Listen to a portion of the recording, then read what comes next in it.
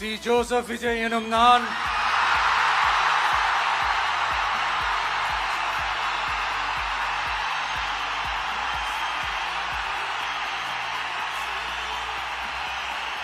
சட்டப்படி அமைக்கப்பெற்ற இந்திய அரசியல் அமைப்பின்பால் உண்மையான நம்பிக்கையும் மாறா பற்றும் கொண்டிருப்பேன் என்றும் இந்திய நாட்டின் ஒப்பில்லாத முழு முதல் ஆட்சியையும் ஒருமையையும் நிலைநிறுத்துவேன் என்றும் தமிழ்நாட்டு அரசின் முதலமைச்சராக உண்மையாகவும் உளச்சான்றின்படியும் என் கடமைகளை நிறைவேற்றுவேன் என்றும்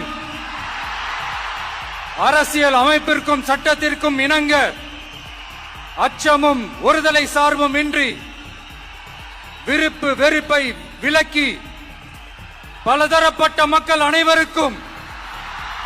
நேர்மையானதை செய்வேன் என்றும் ஆண்டவன் மீது ஆணையிட்டு உறுதிமொழிகிறேன்.